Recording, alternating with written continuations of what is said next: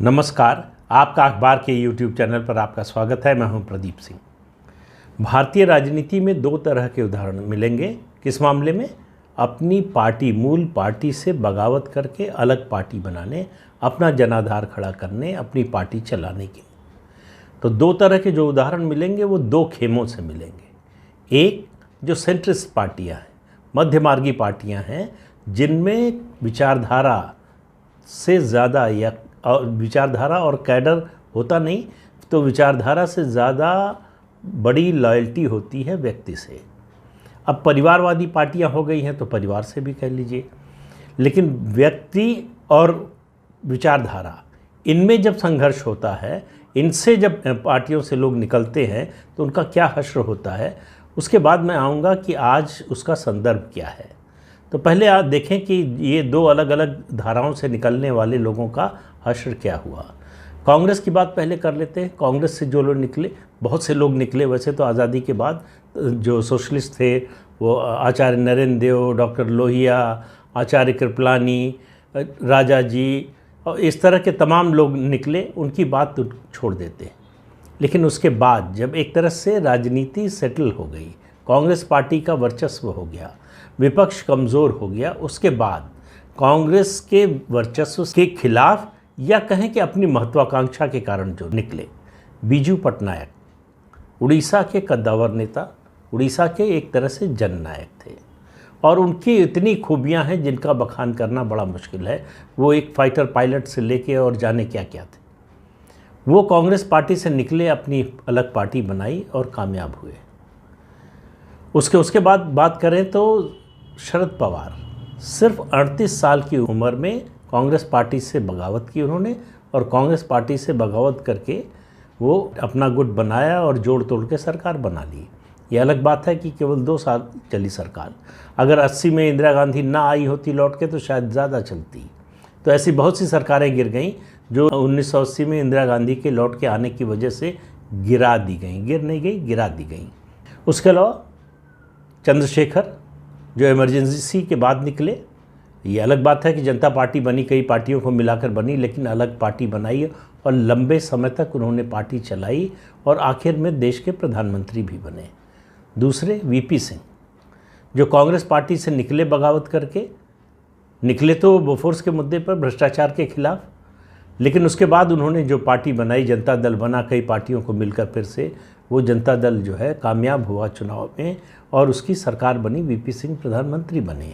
इस तरह से हरियाणा में बंसी लाल कांग्रेस से निकले, अपनी पार्टी बनाई, कामयाब हुए, मुख्यमंत्री भी बने। चिमन भाई पटेल गुजरात में कांग्रेस से निकले, अपनी पार्टी बनाई, जनता दल में शामिल हुए, उसके बाद मुख्यमंत्री भी बने। लेकिन इन सब में सबसे कामयाब जिसको मानूंगा मैं वो है ममता बनर्जी। ममता बनर्जी के साथ कोई उस तरह का कोई अलग अलग पार्टियों का जुड़ाव भी नहीं था जैसा चंद्रशेखर और वीपी सिंह के साथ हुआ, या चिमन भाई पटेल जिस तरह से जनता दल में गए। और लेकिन अकेले जिस तरह से उन्होंने संघर्ष किया, और शरद पवार से भी बड़ा मानता हूं उनको मैं, शरद पवार कभी अपने राज्य में नंबर 1 की पार्टी नहीं बना पाए अपनी पार्टी को।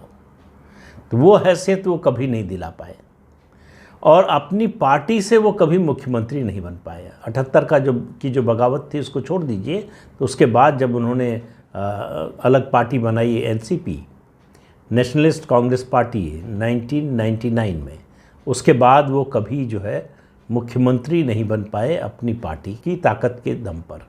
लेकिन ममता बनर्जी निकली, अकेले लड़ी, लड़ती रही और बंगाल में सीपीएम के 34 साल के शासन को ध्वस्त करके मुख्यमंत्री बनी, 1 बार, 2 बार, 3 बार, और तीनों भारी बहुमत से, अब पहले से ज़्यादा बहुमत लेकर। तो इसलिए कांग्रेस से बगावत करने वाले जितने नेता हुए हैं उनमें मुझे लगता है सबसे ऊपर या पहले स्थान पर अगर किसी को रखा जा सकता है तो वो है ममता बनर्जी। हो सकता है मुझसे कुछ और नाम छूट रहे हों, बहुत से लोग हैं, अभी तुरंत मन में आई है बात और मैं वीडियो बनाने बैठ गया, तो इसलिए बहुत ध्यान से अगर इस पर ज़्यादा समय लगाता तो कुछ और नाम ध्यान में आते, और निश्चित रूप से होंगे ही। तो इस तरह से कांग्रेस में जो लोग निकले, जो बड़े नेता निकले, वो अपने साथ अपना वोट बैंक लेकर निकले, वो अपने समर्थक लेकर निकले। वो कम सफल हुए हों, ज़्यादा सफल हुए हों, उन्होंने अपनी पार्टी बनाई, चलाई और चलाते रहे। वो पार्टी को सत्ता में भी ले आए। ऐसे उदाहरण कांग्रेस पार्टी में बहुत सारे मिलेंगे आपको। तो इसलिए सेंट्रिस्ट पार्टी में चूँकि विचारधारा का कोई मामला नहीं होता, जो कमिटमेंट है कार्यकर्ता का, समर्थक का, उसका विचारधारा से कोई उस तरह का कमिटमेंट नहीं है, उस तरह की निष्ठा नहीं है विचारधारा की। वो उसकी सारी निष्ठा नेता के प्रति है। नाते सकल राम ते मनियत, जो गोस्वामी तुलसीदास जी ने कहा था भगवान राम के लिए, कि सारी निष्ठा जो है वो भगवान राम के प्रति ही है। तो ऐसे में सेंट्रिस्ट पार्टियों में जो नेता होते हैं, उनके समर्थक और उनके कार्यकर्ता, उनकी निष्ठा सारी अपने नेता के साथ होती है। नेता जहाँ है वहाँ उनकी निष्ठा है।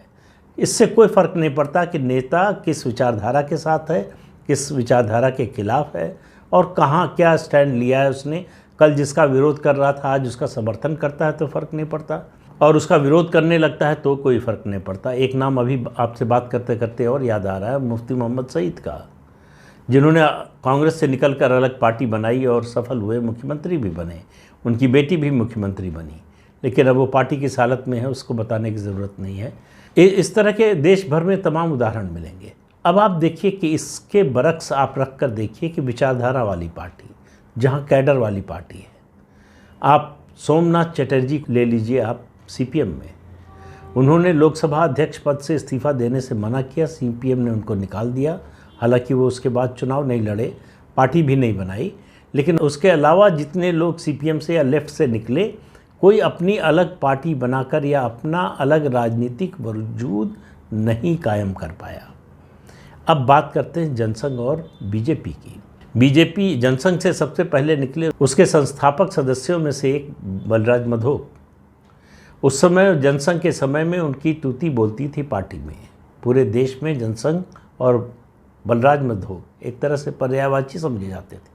जब पार्टी से उनको निकाला गया, उन्होंने बगावत नहीं की थी, पार्टी से निकाला गया, कुछ लोगों के खिलाफ, नेतृत्व के खिलाफ सवाल उठाया था, उसके बाद उनको पार्टी से पार्टी विरोधी गतिविधियों के आरोप में निकाल दिया गया। उन्होंने अपनी अलग पार्टी बनाई, लेकिन कहीं कोई कामयाबी उसको मिली नहीं। इसी तरह मध्य प्रदेश में वीरेंद्र कुमार सकलेचा 1978 में जब जनता पार्टी का घटक थी, जनसंघ भी उसका घटक था, तो मुख्यमंत्री बने थे विधानसभा चुनाव के बाद मध्य प्रदेश में।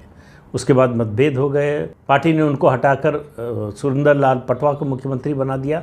हालांकि वो कुछ ही दिन रह पाए, क्योंकि मिसेस गांधी लौट आई 1980 में और उनकी सरकार को बर्खास्त कर दिया। वीरेंद्र कुमार सकलेचा ने भी निकलकर अपनी अलग पार्टी बनाई, चल नहीं पाए, लौट कर आए।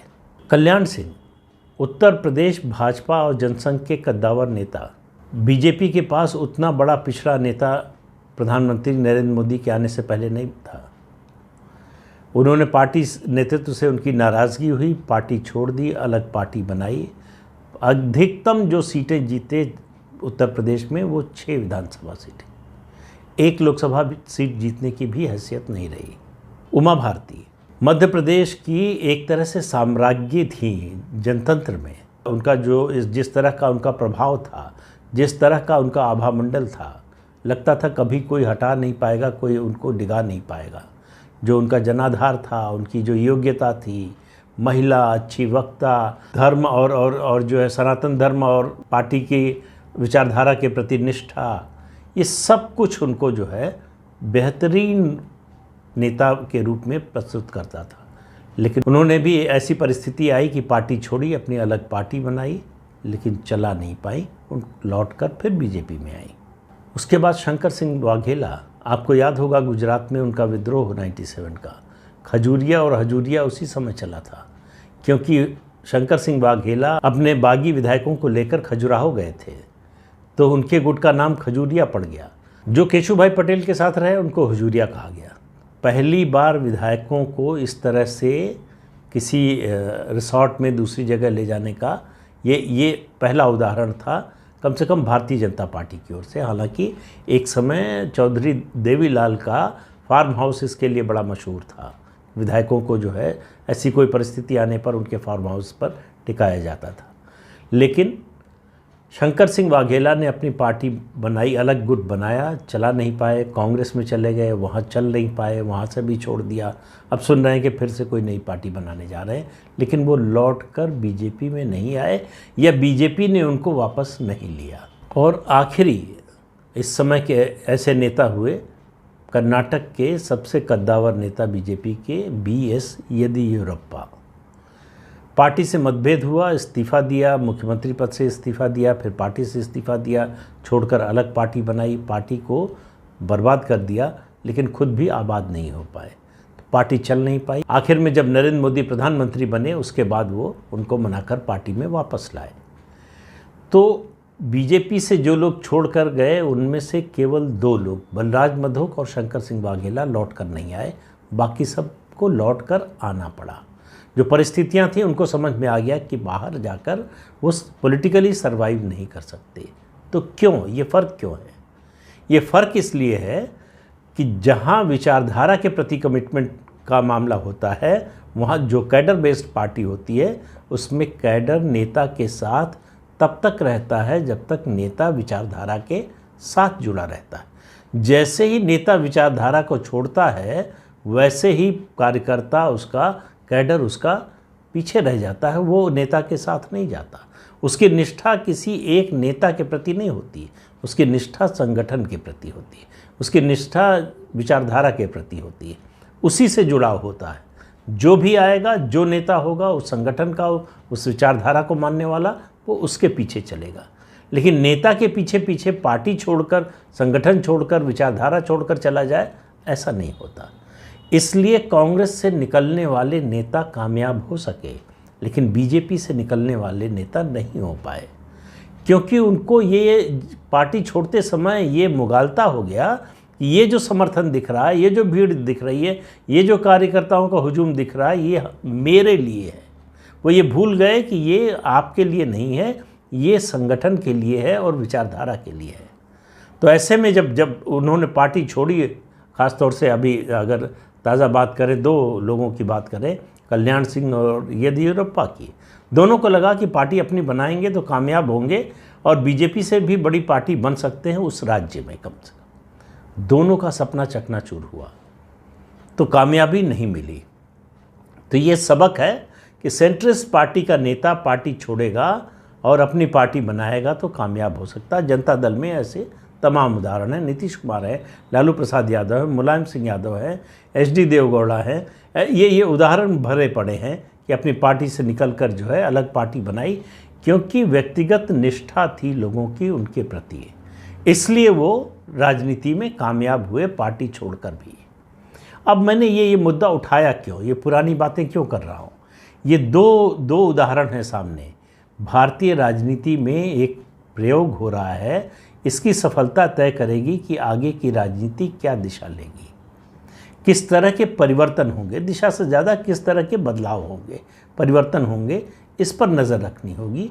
2 उदाहरण हैं 2 अलग अलग क्षेत्रों से। एक अभी कुछ समय पहले महाराष्ट्र का उदाहरण है, जब एकनाथ शिंदे शिवसेना से निकलकर अलग गुट उन्होंने बनाया। अब वो राजनीतिक रूप से सफल होंगे, नहीं होंगे, उनको चुनावी राजनीति में सफलता मिलेगी, नहीं मिलेगी, उनकी पार्टी इस्टेब्लिश होगी, नहीं होगी, इसकी परीक्षा अभी देनी है। उन्होंने विधायकों को तोड़कर तो अपना गुट बना लिया, सांसदों को भी तोड़कर बना लिया है, लेकिन असली परीक्षा तो पार्लियामेंट्री डेमोक्रेसी में मतदाता के सामने होती है, मतदान के समय होती है। मतदाता किसका साथ देगा, कार्यकर्ता किसका साथ देगा। एकनाथ शिंदे एक ऐसी पार्टी से निकले हैं जिसको कैडर बेस्ड पार्टी कहना चाहिए, जिसकी एक विचारधारा है, जिसको छोड़ा तो वैसे उद्धव ठाकरे ने। अब ये देखना है कि उद्धव ठाकरे ने विचारधारा छोड़ा, पार्टी नहीं छोड़ी। एकनाथ शिंदे ने पार्टी छोड़ी, विचारधारा नहीं छोड़ी। तो ये एक नई परिस्थिति सामने आ गई कि 2 नेता हैं एक ही पार्टी के, एक विचारधारा पर आधारित पार्टी के, उनमें से एक ने विचारधारा को त्याग दिया लेकिन संगठन को नहीं त्यागा, दूसरे ने संगठन से पीछा छुड़ा लिया या नाता तोड़ लिया कहिए, लेकिन विचारधारा से नाता नहीं तोड़ा, बल्कि यही आधार दिया, यही तर्क दिया कि हम विचारधारा को नहीं छोड़ सकते, इसलिए हम संगठन से बाहर जा रहे हैं। हालांकि मतलब तकनीकी रूप से उनका दावा है कि हम ही असली संगठन हैं, लेकिन ये सब अभी अदालत में भी साबित होना है और जनता की अदालत में भी साबित होना है। तो वो जब तक साबित नहीं होता तब तक स्पष्ट रूप से कुछ कह नहीं सकते। दूसरा प्रयोग होने जा रहा है। गुलाम नबी आज़ाद लेटेस्ट ऐसे नेता हैं, कैप्टन अमरिंदर सिंह को छोड़ के कैप्टन अमरिंदर सिंह बाहर निकले, पार्टी बनाई, नाकाम हो गए। उसके बहुत से कारण हैं। एक तो पंजाब की परिस्थिति, दूसरा उनकी उम्र। सबको मालूम था कि ये उनका आखिरी चुनाव है, इसके बाद वो सक्रिय राजनीति में रहेंगे नहीं। ये सब कारण हैं, लेकिन कुल मिलाकर बात यह है कि वो कामयाब नहीं हुए। अब गुलाम नबी आज़ाद अपनी पार्टी बनाने जा रहे हैं। उन्होंने कांग्रेस से इस्तीफ़ा दे दिया है। कांग्रेस के नेतृत्व पर सवाल उठाए हैं, गांधी परिवार के कामकाज की शैली पर, उनके व्यवहार पर सवाल उठाए, राहुल गांधी की कोठरी पर सवाल उठाए हैं। राहुल गांधी की जो मंडली है वो किस तरह से वरिष्ठ नेताओं का अपमान कर रही है, इस पर सवाल उठाए हैं। लेकिन ये सब के बावजूद जम्मू कश्मीर में राहुल गांधी की तुलना में गुलाम नबी आज़ाद की साख, उनकी पकड़ और उनका जनाधार आज भी ज़्यादा है। लेकिन ये जो दिखाई दे रहा है, ये वो अगले चुनाव में अर्जित कर पाएंगे, इसको बनाए रख पाएंगे, इसकी परीक्षा होनी है। तो दो परीक्षार्थी राजनीति के इस समय मैदान में हैं, एक एकनाथ शिंदे और दूसरे गुलाम नबी आज़ाद। गुलाम नबी आज़ाद के साथ कोई विचारधारा का ऐसा मामला नहीं था। वो एक मध्यमार्गी पार्टी से आते हैं, कांग्रेस पार्टी से, जहां विचारधारा के प्रति कोई निष्ठा, विचारधारा ही नहीं रह गई है, तो निष्ठा की बात कहाँ से करें। तो उनको ये साबित करना है कि जम्मू कश्मीर में, जिस जम्मू कश्मीर के जनाधार के कारण उनको कांग्रेस में अब तक ये पद मिलते रहे हैं, उसको वो सचमुच डिज़र्व करते थे। दरअसल उनका जनाधार था जिसके कारण उनको पद मिला। गांधी परिवार के वो प्रिय थे इसलिए नहीं मिला, ये साबित करना है।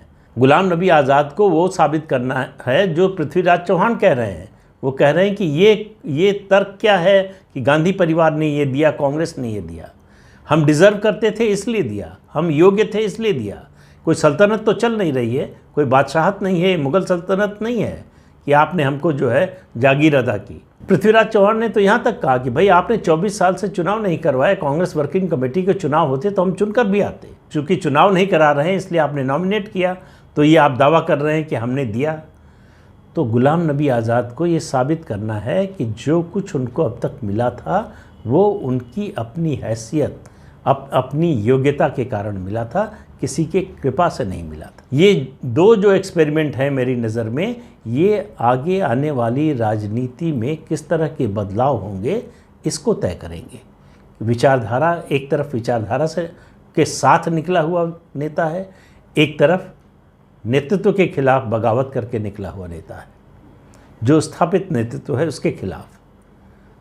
तो दोनों को कामयाबी मिलती है, एक को मिलती है। अगर मिलती है किसी को तो क्यों मिलती है, कोई नाकाम होता है तो क्यों होता है, ये आने वाले समय में, और बहुत लंबा समय नहीं है, अधिकतम जो है विधानसभा और लोकसभा चुनाव दोनों राज्यों के ये तय कर देंगे कि इन दोनों नेताओं का राजनीतिक भविष्य क्या होगा।